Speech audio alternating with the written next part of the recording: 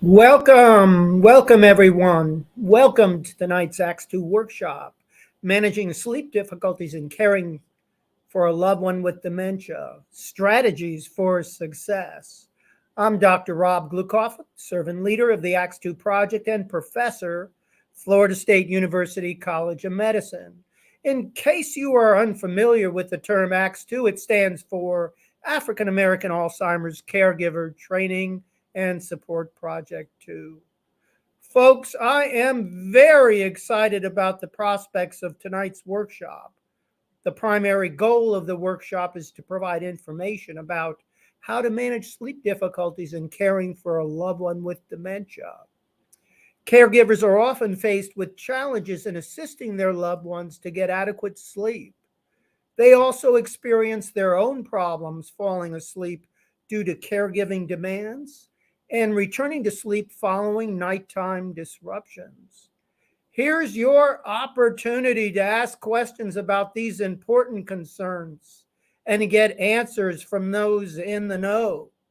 Featured presenter Dr. Scott Pickett, leader in the field of behavioral sleep medicine, will cover key topics such as developing effective sleep habits, implementing strategies to increase sleep time and quality, and identifying evidence-based resources for sleep improvement. Mrs. Tomeka Norton-Brown, ACTS2 Project Coordinator and Family Caregiver, will share her personal experience with sleep difficulties caring for her dear aunt and uncle with dementia. She also will provide information about faith integrated skills training and support for dementia caregivers, as well as local, state, and national dementia care resources. Before I introduce this evening's presenters, I want to recognize our partners who have contributed both resources and guidance in the development of ACTS2's Caregiver Workshop Series. ACTS2's primary collaborators are the Florida State Primitive Baptist Convention, the Florida Progressive Missionary and Educational Baptist Convention, Florida General Baptist Convention, Florida Church of God in Christ, African Methodist Episcopal Church, 11th Episcopal District, and the Florida State University College of Medicine's REACH Project. Turning now to tonight's presenters, we have two inspiring speakers, Dr. Scott Pickett and Mrs. Tomeka Norton-Brown. Dr. Scott Pickett is Associate Professor in the Department of Behavioral Sciences and Social Medicine at Florida State University College of Medicine. He earned his PhD degree in clinical psychology from Northern Illinois University. Dr. Pickett subsequently completed a postdoctoral fellowship at the University of Michigan, where he received advanced training in the treatment of anxiety and sleep disruption. His research examines the relationships among sleep difficulties, emotional functioning, and physical health. In his spare time, Scott likes to stay active, biking or hiking on nature trails, spending time outside with his partner and two dogs, and traveling to new destinations. Next, Mrs. Tomeka Norton-Brown is coordinator of the ACTS2 project at the FSU College of Medicine. Her experience in managing sleep challenges is extensive, both for her loved ones with dementia and personally as a family caregiver. In her role as ACTS2 project coordinator, Tomeka has been a great source of encouragement and support for literally hundreds of family caregivers of older adults with dementia across Florida and the U.S. Tomeka is a strong leader by example in her church community. In her spare time, Tomeka enjoys reading, journaling, and spending time with her dear family. During the course of the workshop, I encourage viewers to share questions to be answered after each presentation using the text message functions of Facebook Live or YouTube. We also will have a 20-minute question and answer period following the last presentation. And now I'd like to introduce Tomeka Norton-Brown. Welcome, Tomeka. We're so glad to have you here this evening. We look forward to your presentation. God bless you. You too. Thank you. Good evening, everyone. As Dr. G says, I'm Tomeka Norton-Brown, Project Coordinator for ACTS2. But one of the roles that I have played for a very long time in my life is that of a caregiver. Some of you may be aware that I was a caregiver for my aunt who lived in the Orlando area. She had really bad diabetes, had a bunch of major and minor strokes, which ultimately led to her developing dementia and her ultimate passing away. One of the unique things about my aunt was that before she became ill, she owned her own cleaning company. And a lot of the work that she did was at night. They cleaned office buildings. So her schedule was she worked her regular job in the day, but she cleaned office buildings at night. And as her dementia progressed, for us, it was almost like she went into a regression. It became where she would sleep during the day, but she would be up at night. We first kind of noticed this when my husband and I we would go down and visit. House is quiet, everyone's in bed, and all of a sudden we would hear these crashing sounds or sounding like things are falling and dropping. I would get very anxious, thinking, "Oh my goodness, maybe she fell," because by this point my aunt had had her leg amputated and was using a wheelchair. So the first thing that would always come to mind anytime we heard a sound at night was, oh my goodness, she's taken a fall. What we later discovered was that she would be up at night because remember, she slept all day. She's up at night and she is in the kitchen trying to pull items down from the cabinets. She would be taking things out of the refrigerator. She would be taking things out of the sink. She would be pulling things out of the dishwasher because her natural inclination was to be up at night working. And so this really, really caused a big disruption, especially to me in my sleep. I'm the type of person where if I can go to sleep, I'm fine. But once I wake up, it's kind of like I'm up. So I would always be on edge at night. So even though the house will get quiet, we'd get settled, we're visiting for the weekend, everything's quiet. In the back of my mind, I kind of always had this feeling that, okay, is she going to be up tonight? By always wanting to watch and listen, because as I said before, anytime I heard a sound, I was automatically up by always kind of being on guard, it did cause me to have great anxiety. My aunt was one of those type people who, even if she was rearranging stuff from the cabinets, and I went in and said, "Okay, Auntie, let me take care of this. Don't worry about it." I could put everything back in the cabinet. I could wheel her back down the hallway to her bedroom, close the door, take a deep breath, and say, "Okay, she's in the bedroom, so we're good at least for the next couple of hours." It would seem that as soon as I got back into my bedroom and closed the door, we would hear things falling again in the hallway. And that would be from her trying to, not wanting to disturb my uncle. She would try to wheel herself back to the front of the house and she would pull on things that would get knocked down. So there were a lot of sleep disruptions that took place when we were visiting. Unfortunately, that carried over not only in terms of taking care of her, but just in my regular life. It got to the point where sleep was so disruptive that it became very hard for me to actually be able to get my brain to shut off enough for me to actually go to sleep. I did speak to my aunt's physician about the sleep disruptions, and they wanted to prescribe some medication for her to help her sleep, but she just was not going for it. It was not something that she felt she needed, was not something that she was willing to do. So even when we tried to give her something to let her go to sleep, it just did not work. The very unique thing about the caregiving with my aunt was that we noticed that if we could settle her down later in the night as opposed to letting her sleep all day. If we would wake her up multiple times and kind of take her out and do things to kind of tire her out, then she would sleep a little bit later at night. But it never got to the point where she slept the entire night through. There were, I call them night visitations. There were always these night visitations. That would take place. There would always be these sounds in the house of her just kind of trying to do whatever it was at that moment she felt that she wanted to do. Um, as I said before, it did contribute to me having anxiety. It caused me, I already had high blood pressure from dealing with the caregiving and doing it long distance, but it also caused me to have higher blood pressure.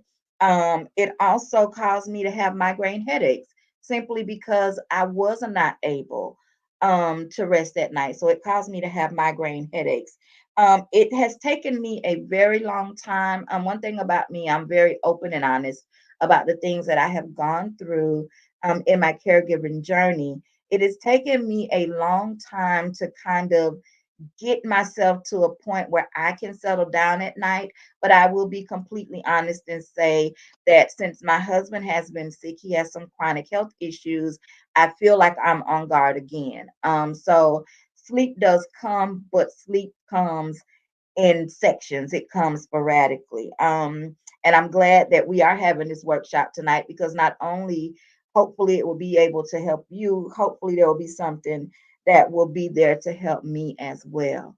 The other thing that was maybe not unique with my aunt situation, but we did notice that whenever my daughter or whenever her grandchildren were around, it seemed like she slept longer. And I don't know if it was because they kept her so active and so engaged that she was just more tired, or she was like, I've had enough of these kids. I'm going to lay down and sleep all night so I don't have to deal with them anymore. It could have been a combination of all of those things. But when there were more people around, we noticed that she was able to sleep longer, and therefore the house was able to get a bit more rest. After my aunt passed away, I kind of stepped into the role of caregiving for her husband, my uncle. She made me promise before she passed away that I would always make sure that my uncle was taken care of. And I take my promises very seriously. So I stepped into the role of caregiving for my uncle. And in the beginning, it was fine. He was sleeping regularly. He still lived in Orlando. We live in Tallahassee area, so I was still traveling back and forth to make sure that he had the things he needed. And I gradually started to see those same behaviors that my aunt had exhibited started to show up in my uncle. He would take a nap in the middle of the afternoon, and we would try to encourage him, to stay up, let's go places, let's do things. But he would always be insistent upon him needing to take a nap. The difference between his behavior and my aunt's behavior is that she would kind of piddle around the house, knocking things over, and my uncle would come to my bedroom, 1 o'clock in the morning, knocking on the door, asking my husband if he wanted to go to Steak and Shake and have coffee. That kind of became his nightly routine. So it came in different ways, but it still expressed itself so that there were interruptions to sleep. Unfortunately, my uncle during COVID took multiple falls, and he also ended up developing dementia from those concussions and those head injuries that he from the falls that he had taken. And once we saw that he had taken the falls, the behavior with him got to be a bit more pronounced. So he started sleeping half of the day. I would call him on the phone, 1 o'clock in the afternoon, ask him how his day has been, and he would tell me that he wasn't even out of bed yet. but I could call him at 3 o'clock in the morning. If he fell across my mind, I could call at 3 o'clock in the morning just to see if he was going to answer. And my uncle would be wide awake. He would be up doing things. And I know that I am not the only caregiver who experiences this, who experiences those sleep disruptions, who experience the, I call it the upside down of the loved one going back to the stage of where they want to sleep in the day and be up at night. And like I said before, the great thing is that we have someone here who will be able to give us some tips to kind of help us all as we try to navigate that. The one thing that I have self-taught myself with in terms of the sleep disruptions and those type things is that I have started to making sure that I am being intentional about making sure that I'm taking care of me. We see these commercials about the Energizer Bunny just keep going, going, going, and going. But what I realize is that even Energizer bunnies, the batteries still die. The batteries still have to be recharged. A light bulb, if you put a light bulb in a fixture, you click it on, you click it off. Eventually, that light bulb is going to burn out and it's going to have to be changed as well. And we're no different. We're human. So we have to make sure that we are doing those things that will enable us to better take care of ourselves so that we are able to take care of our loved ones. I vividly remember going to visit my aunt when she was still with us, going to visit her and leaving from that weekend absolutely exhausted, but realizing that it's Sunday afternoon, I'm leaving to come back home and I have to be to work at 8 o'clock in the morning. And getting home and just being so tired that there's no room or there's no space for me to do the things that I needed to do just in terms of my regular life. So as I said before, there are a lot of things that take place. There are a lot of things that we don't, a lot of things that we don't really even think about. We don't think about sleep as being an issue or sleep as being something important to us, but it actually very much is. We actually need to make sure that we are getting the proper rest. We need to make sure that as we're taking care of our loved ones. With my aunt, when her sleep started to flip flop, I started to take naps in the daytime. Was very hard to do because that's just not my natural inclination. But I started to realize that anytime she was down for a nap, that if I could just get 20 or 30 minutes, that would help me as well.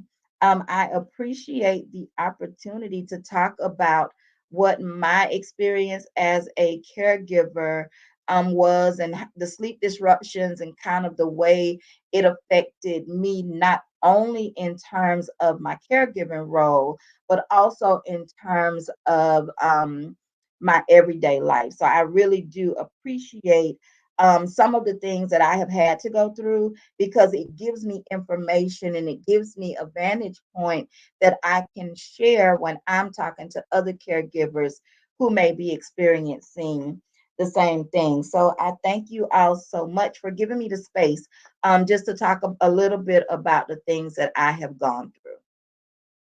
Thank you. Thank you, Tomeka. What a challenging set of circumstances. I just wanted to say how much I'm moved by your perseverance. And we do have a comment here from Miss Ann Floyd. Thank you, Ann, for bringing this to the table. Here's a question for you: how to handle hallucinating in the evening without medication? She wakes up sometimes to see people who are not there. I think that's obviously an experience for that Miss Floyd is appears to be, or an issue that she's dealing with at this point in time. Yes. Thank you, Miss Floyd. Any comments, T, on that one? I also dealt with that in caregiving for my aunt. My younger brother, my mom, my grandmother, and her daughter had passed away before she entered into the dementia, before it was diagnosed. And she would often call me into the living room and say, "Hey, I'm sitting here talking to your mama, and she told me to tell you XYZ." And a lot of times, what I would do, and I was like, "Okay, great." I said, "Mama, thank you so much, for coming to see us, but we're going to go to bed now and then we'll talk to you about it tomorrow." So I would always try to find those ways to deflect and to try to redirect back to, thank you so much for y'all coming to see about us. But, it's 2 o'clock in the morning. We're going to get a little bit of sleep and then we will come. I would never go back and forth and get into that, "Oh, no, I don't see anybody there." I would ask questions. I would say, "Well, what is she wearing? How's her hair fixed tonight? What color does she have on?" I would ask those couple of questions just to kind of let enter in basically to what her experience was.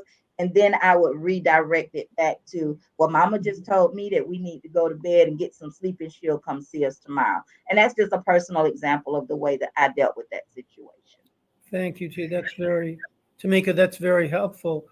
Uh, we'll continue later on. I have questions for you, but I think I'm going to hold back and introduce Dr. Scott Pickett at this point, and we'll pick it up at the 20-minute presentation panel that we're going to have. And thank you, Ms. Floyd, that you appreciated Tamika's feedback, and we thank you for being such an active participant in this workshop. And now we have Dr. Scott Pickett. Welcome, Scott. We're so grateful to have you aboard. What a great opportunity for this audience to receive a broad base of information that you have to share on sleep hygiene and sleep management. Take it away. All right, thank you so much. Good evening, everyone, and welcome. I'm Scott Pickett. I'm an associate professor at Florida State University College of Medicine. I'm a licensed psychologist, and I'm also certified in behavioral sleep medicine. And tonight I'm going to be talking with you about managing sleep difficulties and offering you some tips and suggestions for success in addressing some of those issues. So what we'll do today, first I'm going to talk a little bit about what sleep difficulties are and define insomnia for you, talk about some of the common causes for sleep difficulties, and then provide some tips and strategies for addressing the common causes, and then provide some resources that you may be able to use to address any sleep difficulties or insomnia that you might be experiencing. So this is what we call the diagnostic criteria for insomnia. So as you can see, an individual has to report one or more of the following difficulties. So that's difficulty falling asleep, difficulty staying asleep, waking up too early in the morning, or they may have sleep that is just chronically non-restorative, or it might be poor in quality. So in addition to having one of those difficulties, an individual also has to report some distress associated with that symptom, and also maybe some impairment. So that could be that it's getting in the way of you doing things like at work, at school, in your relationships. We usually say that the difficulties have to occur 3 or more nights per week, and this has to have been going on for about 3 months. And then the last piece is that we say that the sleep difficulty occurs despite having an adequate opportunity and circumstances for sleep. So what that means is that the sleep difficulty exists even when people are doing all the things that they need to be doing to get good sleep. Sleep difficulties are actually quite common. So in one survey, you can see the findings here in this picture. They asked individuals how often do they have a sleep problem like the ones I just mentioned. And you can see that in this particular survey, 33% of those that took the survey said that they have those kinds of sleep problems every night or almost every night. And you can see that it's very rare, right? Only 2% said never do they have those sleep problems. And then you can see there's about 20 to 25% that say a few nights per week, a few nights per month, or rarely. So generally what we say is about 20 to 30% of adults report occasional sleep difficulties or insomnia. And then of those, about 9 to 15% report long-term insomnia. So it's fairly common. What we do know, though, is that there are approximately 10 million adult caregivers of people with Alzheimer's or dementia, and 2/3 of those individuals report having some sleep difficulties. So that's 66% of those individuals. So if you think about it, 30% of the general population has sleep problems, but then that's almost doubled, right, in adult caregivers. So we know that this is a special issue, and it's an incredibly important issue. Now, there is a false assumption that caregiver sleep difficulties are directly linked to care partner with dementia sleep issues. So obviously, if a care partner with dementia is awake or roaming around, much like what Tomeka mentioned, this is disruptive to sleep. But what we know is that caregivers are more likely to report sleep problems than their care partners with dementia. So we do know that there's something more than just the direct link to the two individuals' sleep problems. What we know is that caregiving in general is linked to poor sleep, so not specifically within the context of dementia, but just caregiving in general. We also know that spousal caregivers' sleep is poorer than non-caregivers' sleep. So there we can sort of see if we compare people who are taking care of someone versus people who are not, but they're of the same age group, we do see that caregiver sleep tends to be more disrupted. We also know that caregiver sleep patterns and disruptions are only weakly related to care partner with dementia sleep problems and disruptions. So that means that there are likely other factors that are contributing to the sleep difficulties of caregivers. And we'll talk a little bit more about that in a few minutes. Generally, some common causes of sleep difficulties, the top cause is stress. So interpersonal, occupational, financial, any kind of stressful situation is going to lead to some sleep difficulties. Other things like lifestyle factors, so if somebody has poor sleep habits, maybe they drink a lot of caffeine, these things can contribute. Environmental conditions, so that's noise or extreme temperature. Some other circadian system disruptions, so that's like jet lag, or if you work a shift work job. Mental health conditions can contribute, medical conditions, neurological conditions, and then of course other sleep disorders. So things like sleep apnea or restless leg syndrome can disrupt sleep. But specifically for caregivers, we know that some unique things that contribute to poor sleep are just generally caregiving responsibilities. We also know that mood and stress level of the caregiver, as that relates to their caregiving responsibilities. Caregiver health concerns, so we see that sometimes caregivers put their others' health first, as Tomeka mentioned. Putting yourself first is an important way to improve your own health, and then to improve your care. And then irregular routines of a caregiver. So this kind of relates to the disruption in one's routine.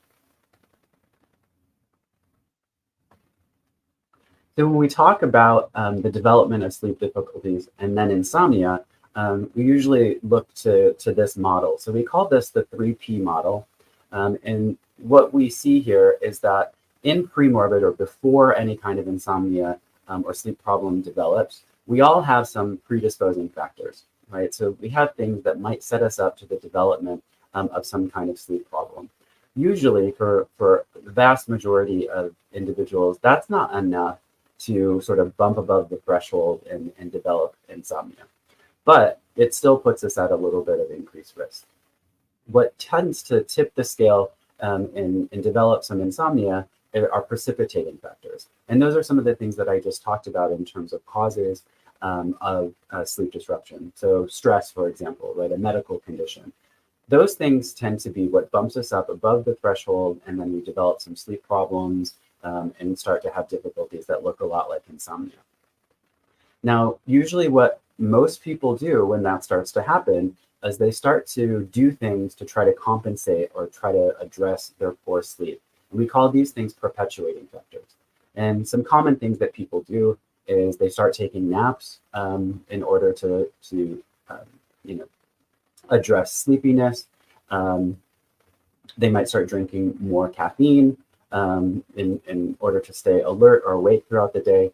Or they might start spending a lot more time in bed, hoping that that's going to increase the likelihood that they'll be able to sleep.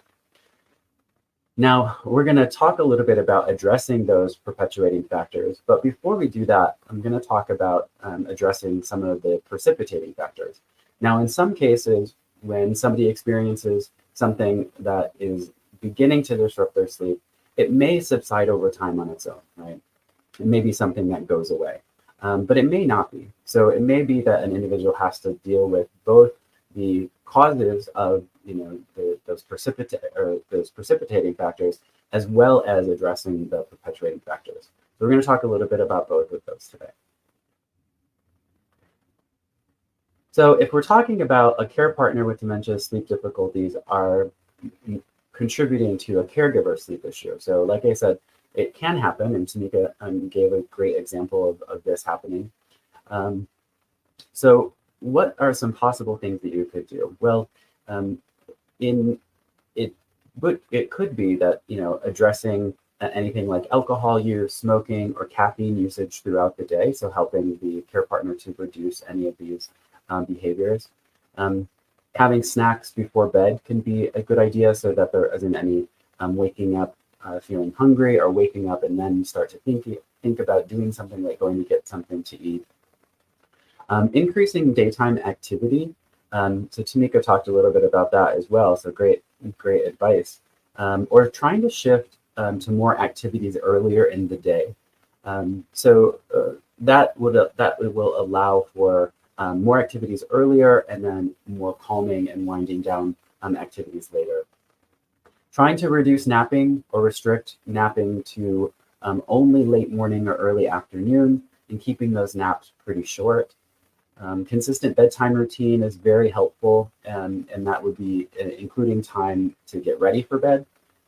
Keeping the environment familiar, safe, and comfortable. That way, if an individual wakes up in the night, they might not get as agitated or distressed, which can help them stay calm and fall back asleep. And then, of course, if there's other things going on, like physical issues, pain, maybe medication is leading to some sleep disruption, other things like dementia or depression, then those things could be talked to with the care partner's doctor.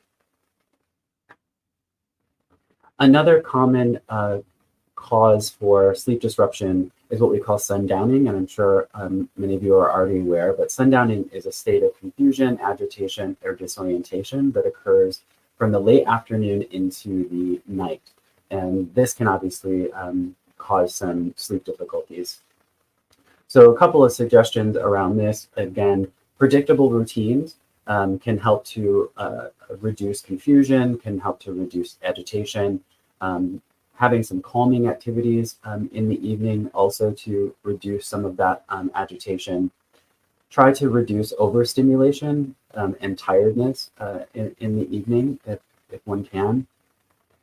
And modify the environment again for safety and lighting, so that if an individual is up, feeling confused, agitated, disoriented, and walking around, there's no risk for a fall or injury or anything like that.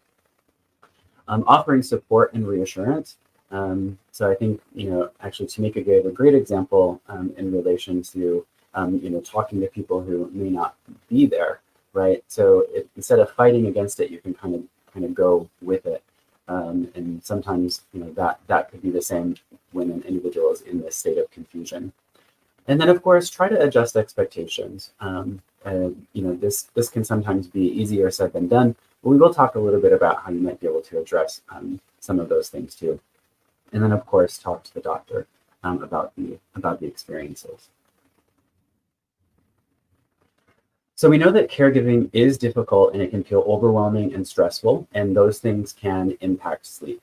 So it's common to feel sad about changes in roles and changes in relationships. It's common to feel like you're unable to cope with feelings, feeling helpless, maybe feeling isolated from family or friends, feeling lonely, feeling anxious, worried, stressed, maybe depressed or unmotivated to do things. So really what we suggest is that trying to connect with others around these experiences can help to address them. So seeking out support, finding others who may be experiencing similar things.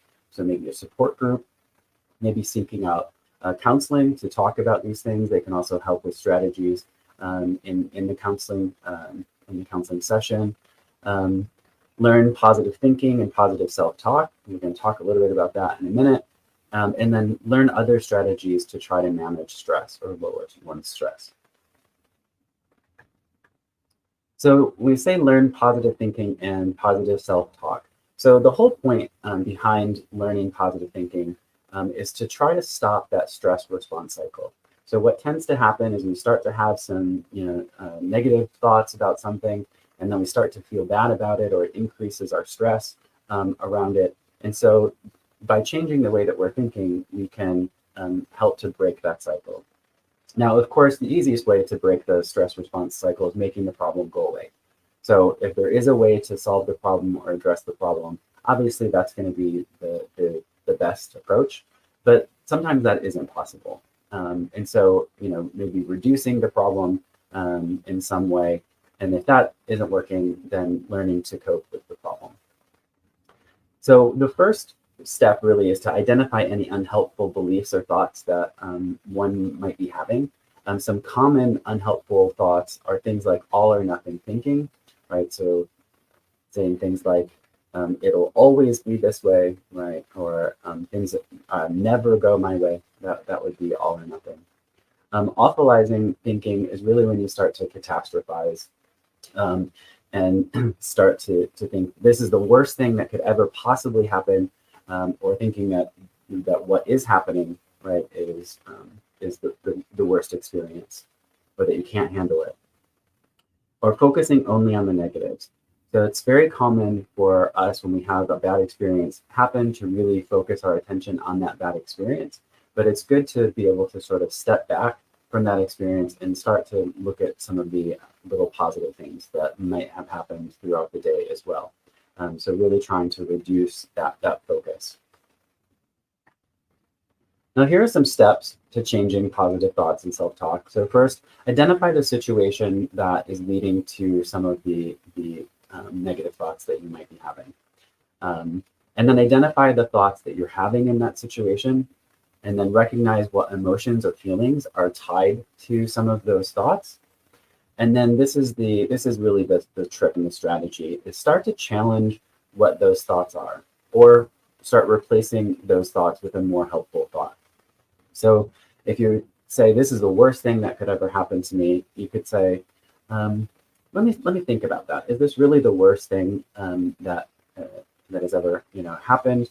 Or if you're focusing on one sort of negative thing, say, let me take a step back and let me think about some other things that happened throughout this day that may be more pleasant. Now, once you start to replace the thought, notice any milder emotions that maybe match your more helpful thought. So maybe you're feeling a great deal of anxiety or worry in the beginning, but then you started to challenge that thought and started to replace it with something, yes, this was a bad thing that happened today, but there are many positive things that also happened today. And notice if there's some milder emotions. Now, the challenge here is not to make those negative emotions go away necessarily. It's just to reduce some of the intensity of those emotions. Now, if you're going to take on this skill, it's a good idea to start recording your thoughts. You can just do it in a little journal, and you can kind of take yourself through these steps, and be patient with yourself, because just like anything else that you may have learned, this is a skill as well, and so it takes some time to get better at it. And interestingly, people who practice for a while notice that it starts to become automatic. You start to sort of break that cycle earlier and faster. And then learn strategies to lower stress. So, a great way to lower stress is to engage in some physical activity. And it doesn't have to be, very vigorous. It can just be going for a brief walk, maybe doing some light stretching. Try to plan for more positive or more meaningful activities. And this can be alone, but it can also be together with other people or with your care partner.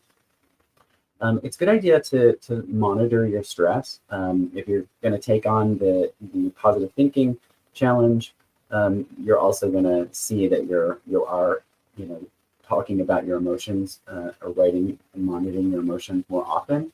But it's good to just kind of take a quick survey. So just asking yourself, how stressed am I feeling? 0 to 10. It's also a good idea to sort of monitor your stress right before you decide to do something pleasant, and it can help you to figure out which activities are the most beneficial for you. Some breathing exercises can be very helpful. So just sort of focusing on the breath, not taking deep breaths. So what we know is that slow, steady breaths are more beneficial than taking deep breaths. Engaging in some music relaxation, so finding some music that you really enjoy and just allowing yourself to just take a moment to listen to, a song or two. And then stretching is good, tension releasing. So that can just be tensing different muscles in your body for a few seconds and then letting them go. And you can do this all over your body. So you can kind of do it from head to toe. So that's just tensing some muscles and then releasing. And then there's also some guided relaxations and meditations that can help to lower stress, especially if those things are practiced regularly. So, even daily would be best. And I'm going to provide some links to you later where you can find some guided meditations. All right, so now we're going to talk about things that you can do to address those perpetuating factors. So again, remember, those perpetuating factors are the things that you may have started doing or that people start doing when their sleep starts to become disrupted and they're trying to compensate or adjust to that poor sleep. So here are some common perpetuating factors. So spending too much time in bed, it's very common that what people do is they try to stay in bed more because they're hoping that that's going to allow more sleep opportunity. But what that actually does is it actually creates more fragmented sleep, unfortunately. It also creates the bed as a place for not sleeping, right? It's a bed for laying awake for longer periods of time. Inconsistent sleep schedules are very common perpetuating factors, and what we tend to see is that people start sleeping in on the weekend, right? Or sleeping a lot longer on the weekend. And yes, that feels good, but it also causes a lot of problems. Addressing any worry that people have about their sleep or the worry that they have about the consequences of poor sleep. We see that people take more naps.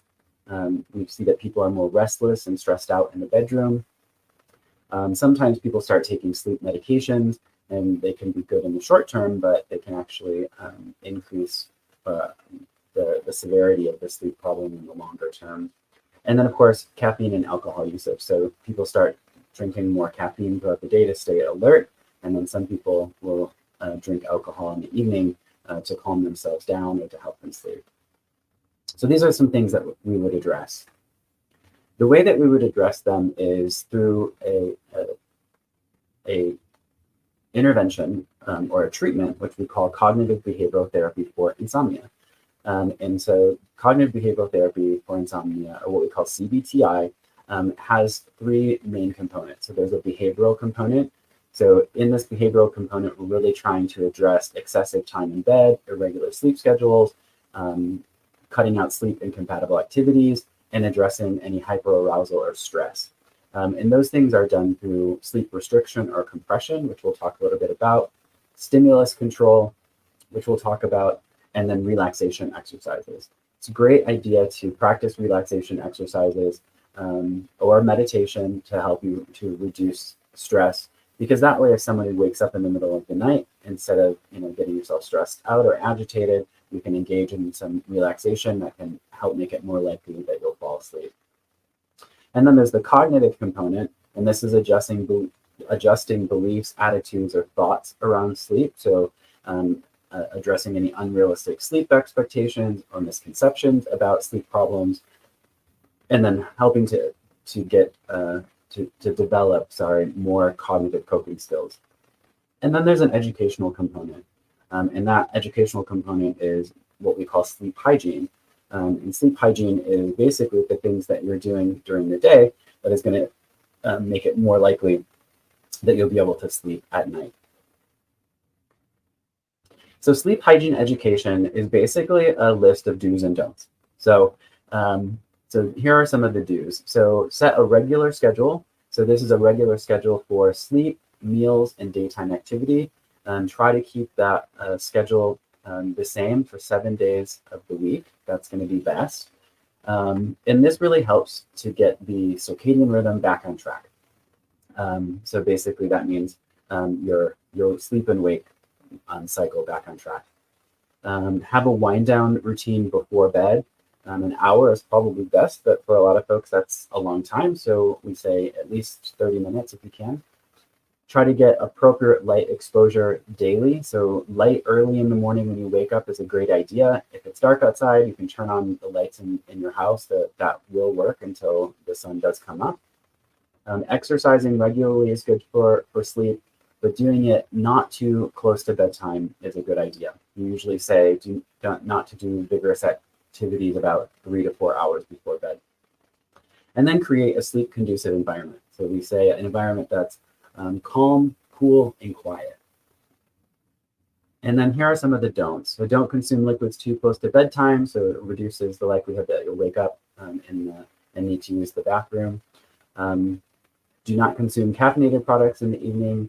Usually we say try to reduce caffeine usage to only before 2 p.m. 1 p.m. is probably even better. So really just a morning coffee or two to get you going.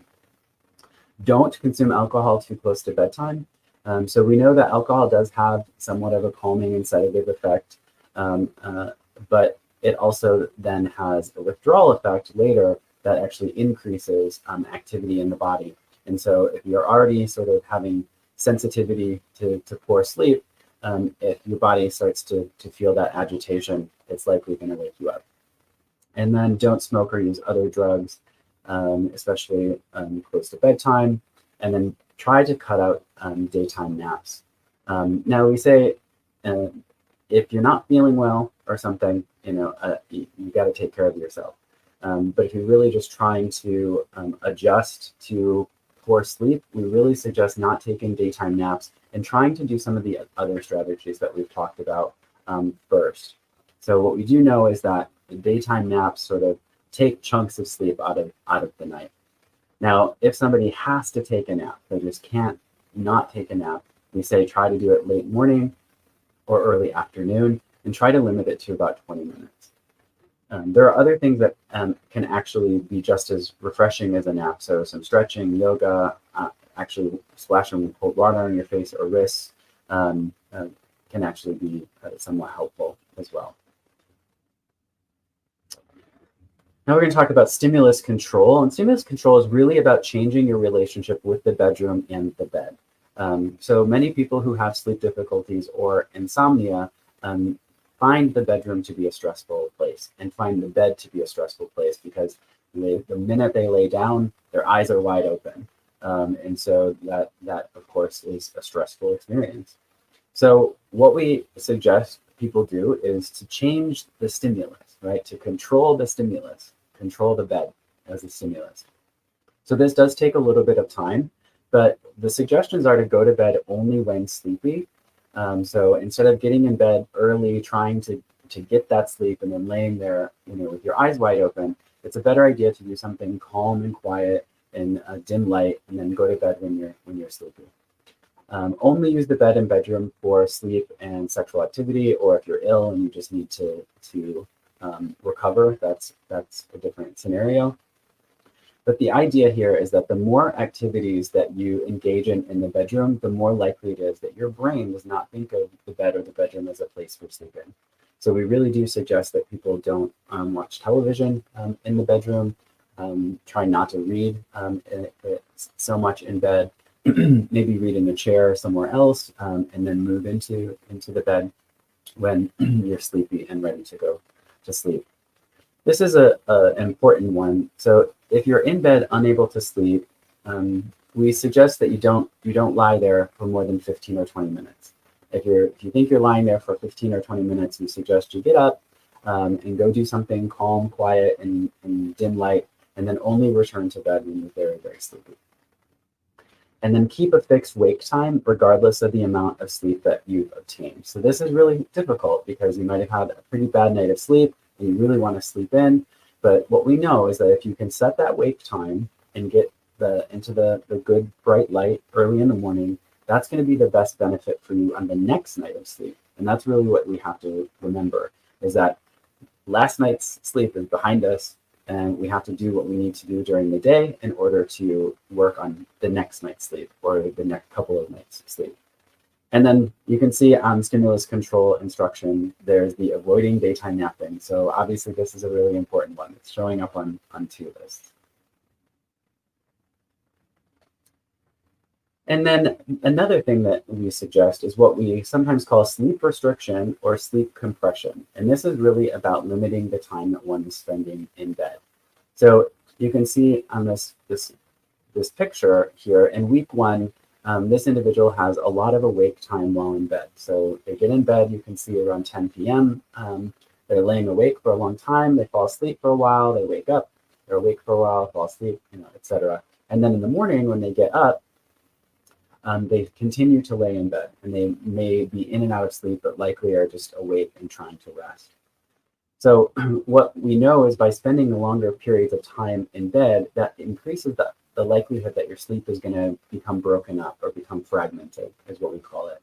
And so we limit time in bed by setting a wake-up time and then setting a bedtime that is going to be late enough that you're going to be pretty sleepy. Usually what we suggest, if your sleep is fragmented like this, what we suggest is that you really try to limit your time in bed to the amount of time you're actually sleeping. So if you're only sleeping for 5 hours, we don't suggest 5, but let's go with 6. So if you're only sleeping for 6 hours, then you would want to limit your time in bed to 6 hours. That sounds awful, and I understand that it does sound awful, but what that allows your body to do is to build up sleep drive. And after you've done that, for a couple of days, maybe a week, then you start going to bed a little bit earlier until your sleep becomes more consolidated. And then, of course, the cognitive piece, so positive thinking for sleep difficulties. So identifying some unhelpful thoughts that you might be having about sleep, explore or challenge the accuracy of those thoughts, and then replace some of those unhelpful thoughts about sleep with more appropriate self-statements. Usually if people are having some negative thinking around sleep, it comes in a couple of themes. So misconceptions about the cause of sleep difficulties, right? I'm not sleeping because I'm not giving myself opportunity. I need more time in bed. You can see how thoughts kind of drive some of our behaviors. Amplification of insomnia consequences. If I don't get enough sleep, then I'm going to have a horrible day tomorrow, or I'm going to do really bad at work and I could lose my job, right? So adjusting some of these thoughts is important because that increases stress. It also increases some agitation. And then when you're stressed and agitated, what happens? You have continued poor sleep. Here are some great resources for some self-guided or some self-help things. So the Insomnia Coach, there, if you want to scan that QR code, that will take you to the App Store. And the Insomnia Coach is a free app that is put out by the Veterans Administration. And this is self-guided CBTI. So basically what this app does is it helps you go through those those processes that I just talked about related to sleep hygiene, stimulus control, sleep compression or sleep restriction, and then addresses the cognitive concerns if there are any. There are also some workbooks that are out there. The insomnia workbook is a good one, again, self-guided. Then there's a mindfulness for insomnia, so that ties in some of that relaxation component. And then there's a workbook that's out there, Quiet Your Mind and Get to Sleep. And that's for someone who is experiencing insomnia, but might also have depression, anxiety, or chronic pain. Here are some QR code links to some guided meditations and relaxations. I'll leave these up for a couple of minutes so you can scan those. Each one of these has quite a few guided meditations that range anywhere from a couple of minutes, like 3 minutes, all the way up to 60 minutes, and all kinds of meditations as well. So breathing meditations, body scan meditations. I think there are even some walking meditations, so you can listen while you're on a walk, as well as loving kindness or self-compassion kinds of meditations as well. And so I want to leave those up in case anyone wants to scan those and be able to get to the website. But that's it. So we'll be able to take some questions. After these are up for a few minutes, I'll move to the last slide where you'll see my email address, and you can feel free to reach out to me if you have any questions.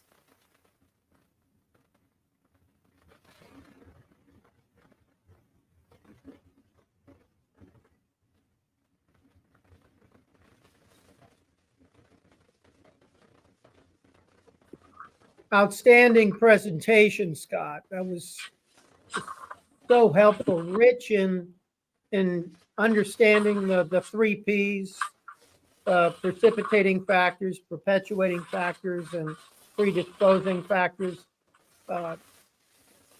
Would it be all right if I were to ask you a question at this point? Take one, and then we'll move to Tomeka's presentation. Yes, absolutely.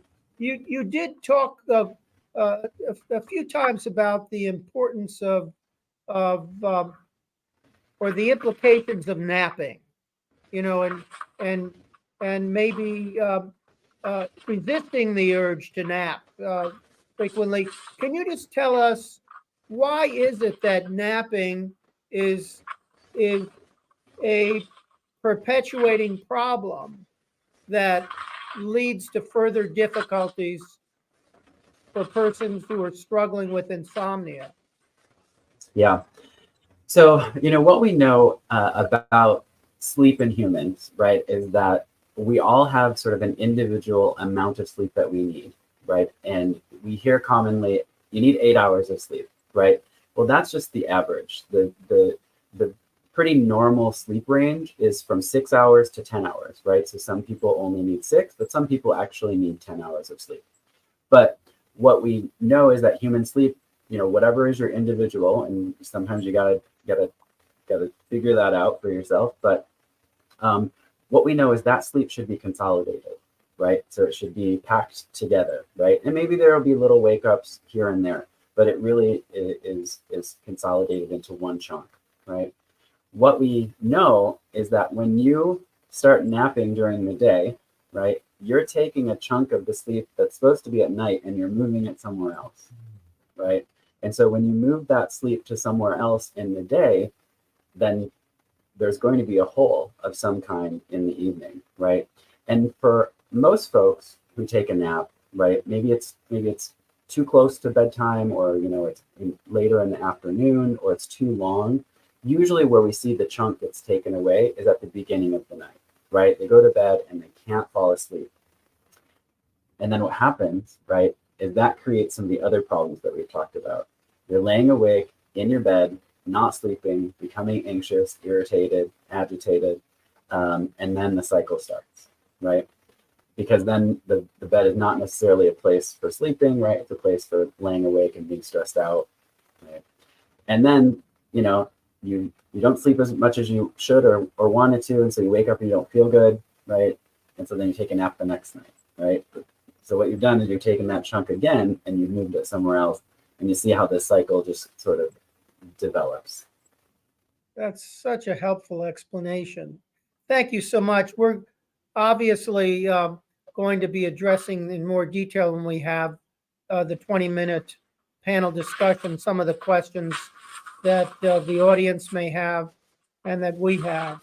I think what we'll do, could you put up that banner one more time, Esperance, and at least we'll, yeah, thank you, Garth Balmer, for your question about sleeping medications. We'll ask Dr. Pickett about those sleeping medications to talk a little bit more about them during the panel discussion. So we will get to that, I promise. And now we have Tomeka Norton-Brown talking about the ACTS2 project and the services ACTS2 provides. Thank you, T. Yes. Shifting now to your role as ACTS2 Project Coordinator. We will do all the roles. Okay, if you go to the next slide, please. For our ACTS2 project, we offer three major types of services. The first is our faith integrated group skills training and support for distressed African American caregivers of older adults with dementia across Florida. And you'll hear us talk about our 12-session program, and I'll give a bit more details about that in a moment. We also do dementia awareness presentations and workshops at faith, community, and elder care venues, as well as through social and print media that reaches not only across Florida, but across the U.S. And then we do individual telephone-based problem solving and information and referral consultations. And that's available to all dementia caregivers and other stakeholders across Florida and across the U.S. as well. Next slide, please. For our 12-session program, let me also say that you will hear us talk a lot about faith sharing prayer meditation. We are a faith-based program, which just means that those elements have been woven into the actual groups themselves, but we're also ecumenical. So if a person does not profess a particular faith, it will not stop us from providing services to them. All of the services that we provide in ACTS2 are free. It's completely free for the caregiver.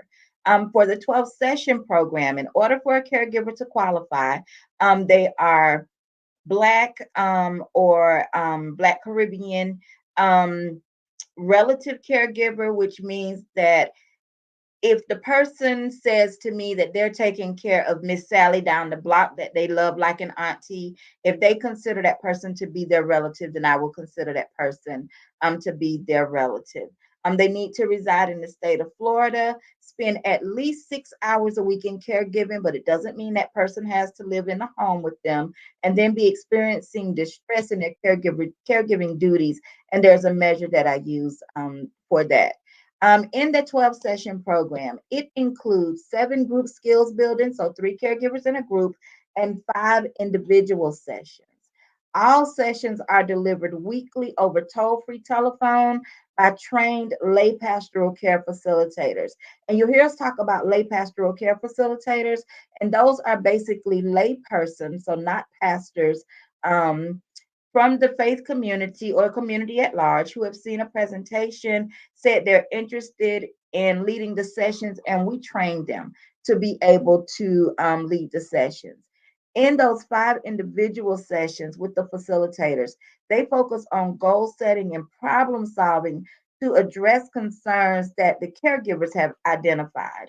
Most of the caregivers that come into our program have 1 or 2 things that they want to work on. So they get those 5 individual sessions one-on-one with that facilitator to work on goal setting. Next slide, please. What are the contents of our skills building modules? So we have 6 major components. The first is an overview of the basic characteristics of the dementias, or I call that Dementia 101. We also do relaxation training that's combined with calming prayer and or meditation. We also work with our caregivers on effective thinking about the challenges of caregiving coupled with scripture, just being able to change the way that they think about their caregiving situation. Next slide, please. We also have my favorite module, the Me Time module. It's my favorite, but it's the hardest one to do. Building in pleasant daily activities as a guard against emotional distress. So just being able to take a walk or listen to your favorite type of music.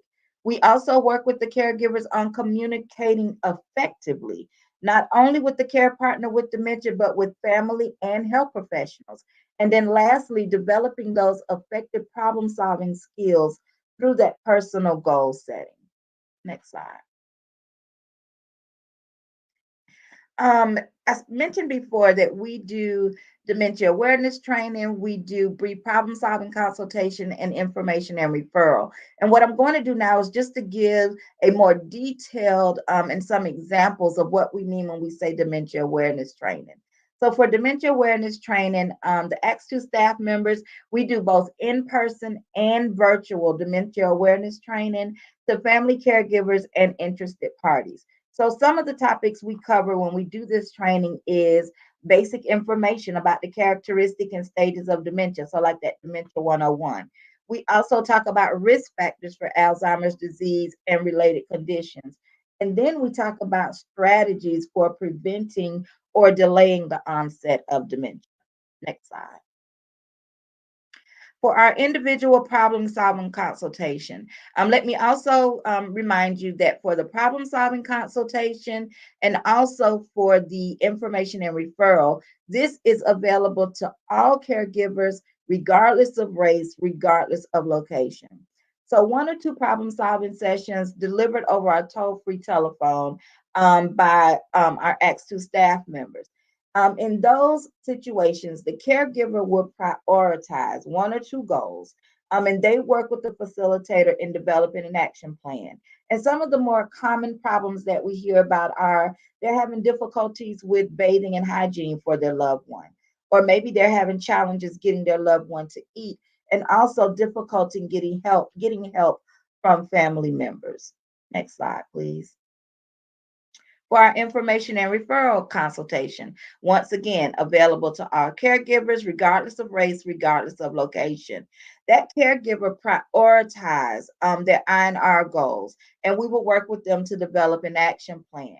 So an example of some of the I&R concerns that we hear, they want to know information on identifying affordable caregiving services, finding culturally responsive adult daycare centers, and locating effective estate planning assistance. When they call up for I&R, we typically just ask them what area they're located in. And I always say, give me your wish list. What are the three things, your top three things that you want information on? And I work with them. And behind the scenes, I will work to get the information on those resources and providing that information to them. Next slide, please. Okay, here are some dementia care resources. There's the Alzheimer's Association, Alzheimer's Foundation of America, the Florida Department of Elder Affairs, the Elder Helpline, Elder Care Locator, Alzheimer's Disease Education and Referral Center. Next slide, please. Okay. And interested caregivers can learn more about ACTS2 through telephone, email, or through the web. We have a toll-free number, 1-866-778-2724. To my local to Tallahassee people, my cell phone number, 850-274-4945. My email address, tnnorton@fsu.edu. You can also reach us here on Facebook, ACTS2 Caregiver Project. You can send a message and we will make sure that we respond to your messages. The next thing that we're going to do is we're going to give you a tour of our ACTS2 website, which is www.acts2project.org. If you would bring the website up, please.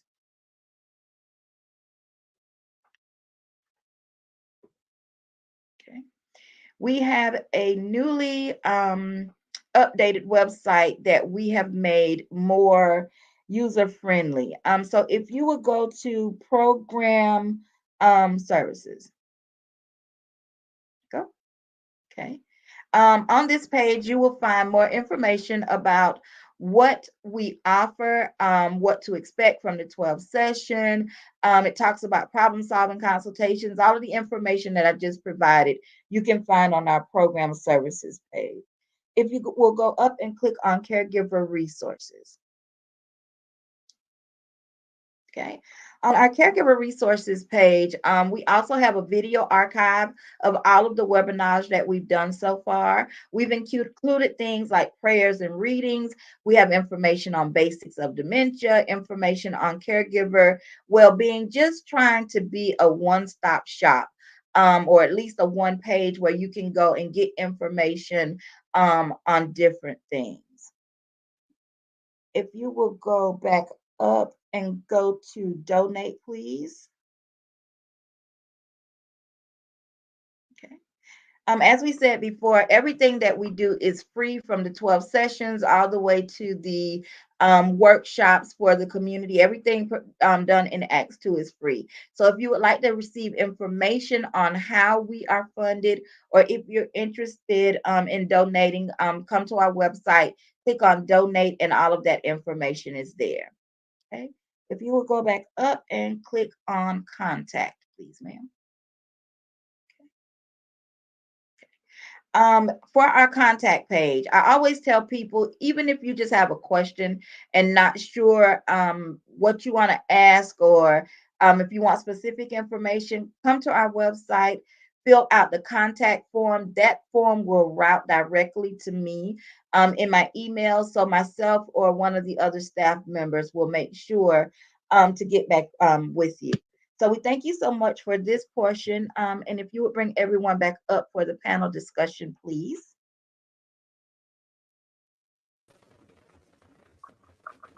Wow, what an action-packed workshop. And I think the action is still going. Let's start with Esperance with Garth's question, please. Dr. Pickett, can you please address the use of sleep medications, the pros and cons? Yeah, sure. So most sleep clinicians would probably recommend not trying sleep medications for long term, but instead trying to do some of the more behavioral interventions that I talked about today. But sleep medications can be effective short term, and it can also provide some relief that maybe then somebody can then have some more rested brain in order to engage in some of the things that that we talked about today. Of course, sleep medications, the advantage of that is that they happen fast, right? So people can get relief quickly. But what we know is that long-term usage is that some of the benefits tend to wear off over time. We can see people will build somewhat of a tolerance to some of the medications, and so they become less effective.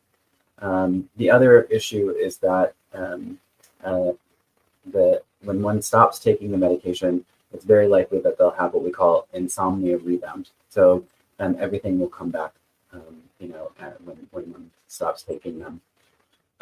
Now, some sleep specialists suggest that if you're having bouts of stress, like if stress happens sort of in chunks in your life, that might be a good time for you to take some sleep medications, but only limit the sleep medications to those short periods of time.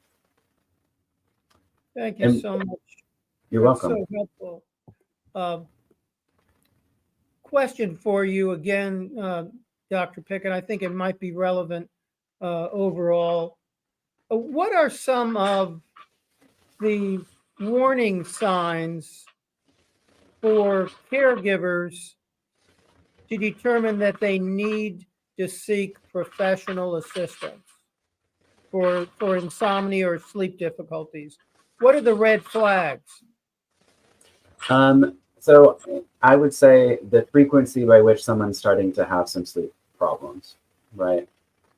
So, if you're finding yourself not being able to fall asleep or stay asleep, or you're waking up way too early and can't get back to sleep, If that starts to happen more often than not, or more nights per week, that's probably a good idea to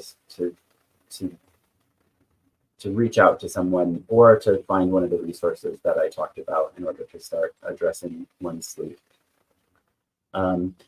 Now, sometimes people don't actually realize that they are getting poor sleep because it's just so regular for them to sleep the way that they do. And so then you'd want to sort of pay attention to things that might be happening during the day. So consequences, right? So feeling really sleepy, having trouble sort of staying awake. I noticed increased accidents, not feeling well. So maybe some GI problems, nauseous, things like that, headaches, malaise, just kind of generally feeling bad. Those are probably some things to look into as well. Tomeka, a question for you. I was thinking about this as you were talking, about your journey, which was an extensive one over a number of years with your aunt and uncle. If you had to do it over again, what would you have done differently in that situation, where you ultimately talked about developing significant health issues?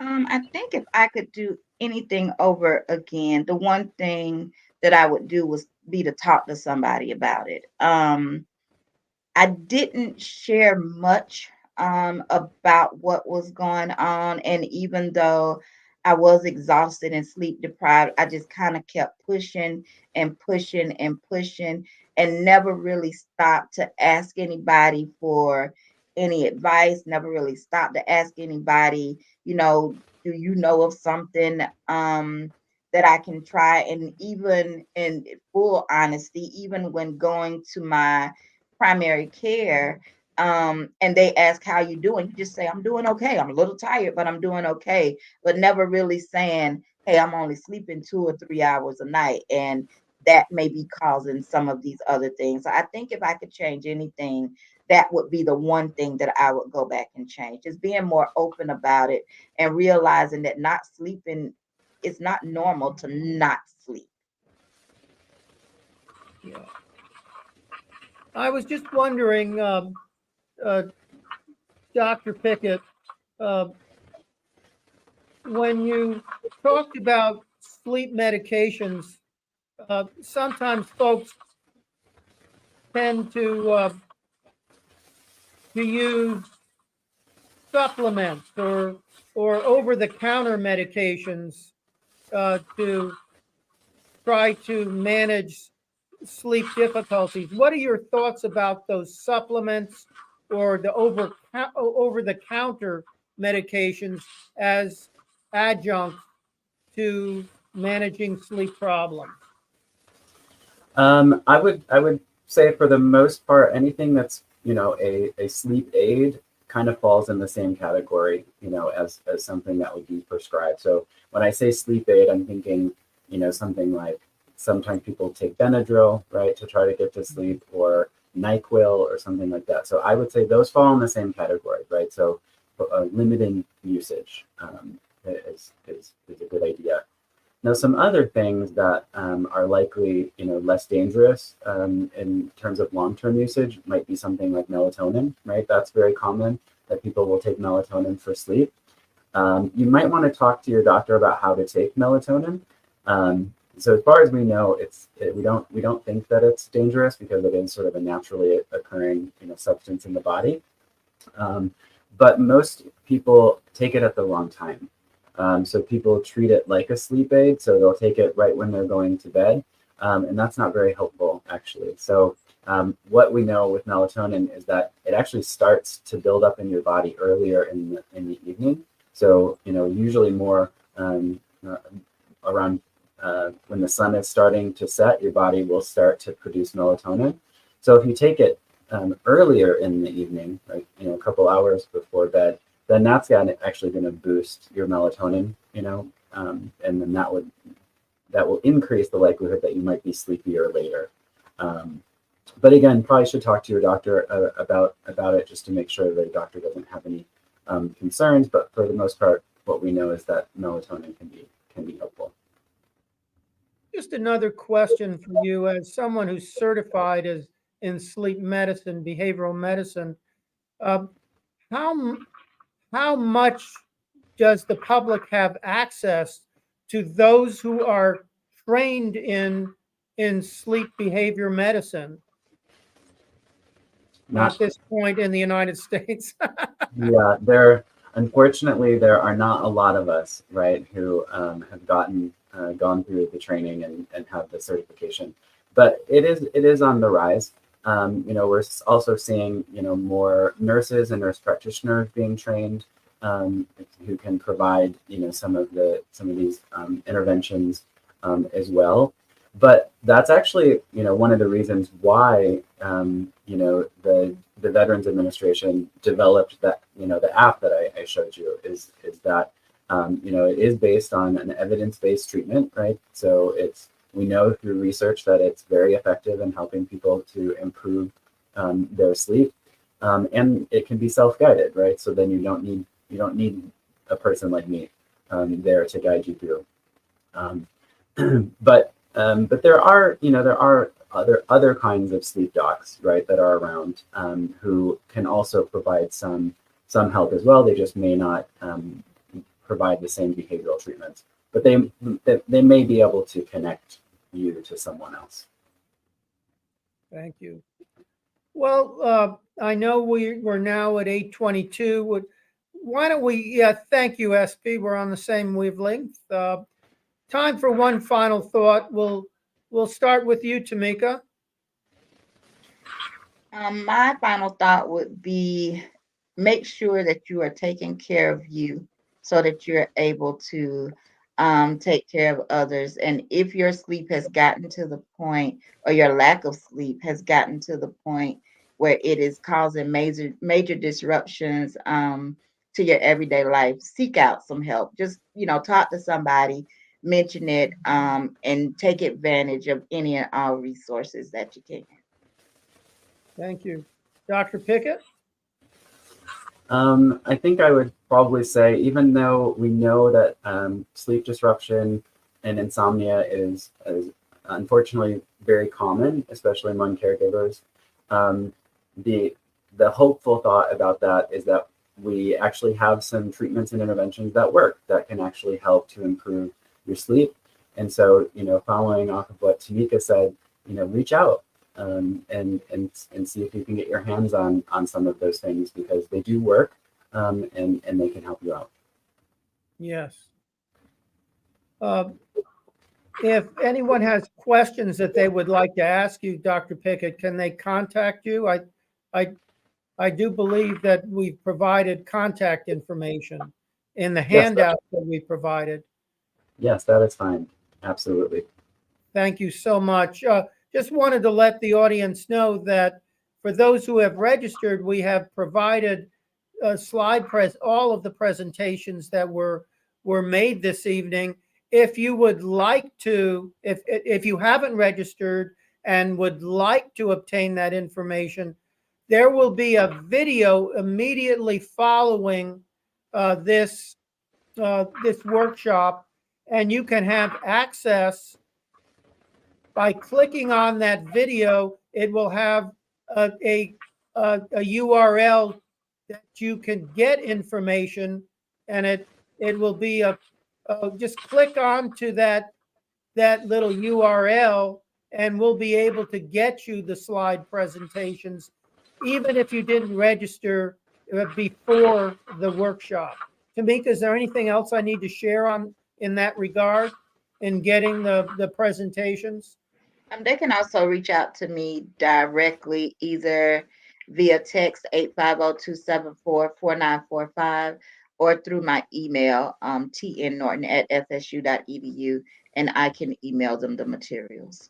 Thank you so much. And I just wanted to thank both of you and Esperance and Dome for the outstanding work that was done today. What an important, comprehensive, easy to understand presentation on a complex topic.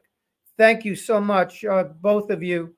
I would like to say before we leave that I'd encourage all of you to follow us on the ACTS2 Caregiver Project Facebook website.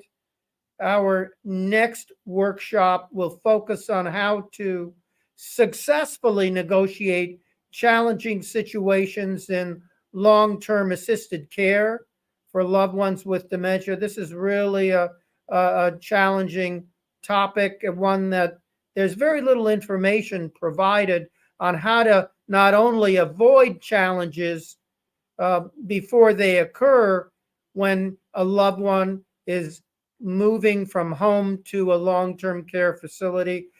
And furthermore, there's even less information about what to do when you're up against it and your loved one's in long-term assisted care and the administrators and staff are not responsive to your requests for assistance to enhance the quality of life of your loved one with dementia. So we're going to have that presentation. The exact date has not been determined, but you'll see on the ACTS2 Caregiver Project Facebook site, we're going to be advertising that workshop. It's going to occur most likely in the second week of May of this year.